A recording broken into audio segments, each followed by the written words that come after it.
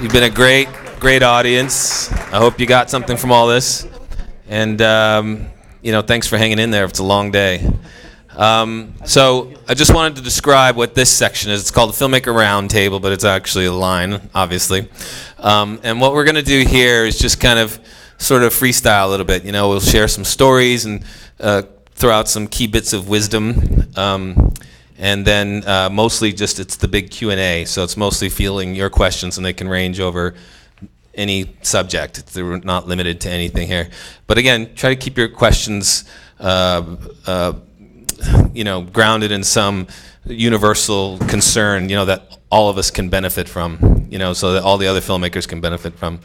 Don't ask us like, how can I make the most from my script that I'm trying? We're talking about making your own films, and we all want to learn about that process as much as possible.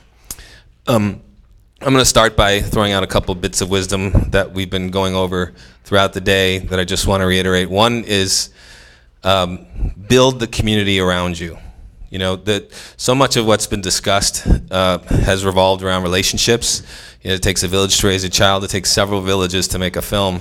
And so you need to kind of reach out to a lot of different communities, a lot of different people, and that should be happening now. Like at the last panel, they were talking about going to festivals and meeting people. Absolutely do that. Come to things like this, meet the people around you. I see people chatting. I think that's great. You don't know what the person next to you has. You might think, oh, they're just as desperate filmmaker as I am.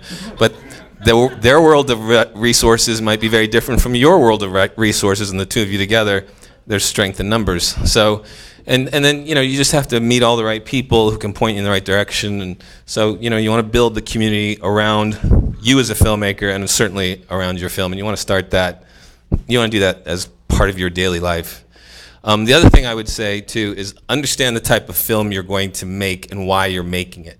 Because that will sort of guide what your goals are for the film and how you approach people about it. Like, yes, of course, you want to make an amazing film that sells for $1 billion and you're the hero and everyone loves you. Or you want to just make enough to pay back your investors, which is an amazing thing. And then you're a hero with your investors. But it's okay to just make a film that puts you on the map. And just people embrace you now as a new creative voice in the indie landscape. And, so raising money for something like that, there's people who will support you in that. They just want to see you do good work. They're not looking to make $1 zillion. They just, they want to know that they're helping launch a new filmmaking talent or bring them to light. So sort of understand why you're making the film, what your expectations are for the film, and try to keep them grounded in the reality of your own existence. That's my 2 cents. So we'll just sort of go down the line and see if there's people who have 2 cents that they want to share with you guys or not. You can. All right, we'll start down here. Yes. Introduce yourself, please. Yes, this is this is Davidson Cole. He's a filmmaker. He's done a few films, and one of them was at Sundance, and he's just a filmmaker hanging out with stuff to share. Hello.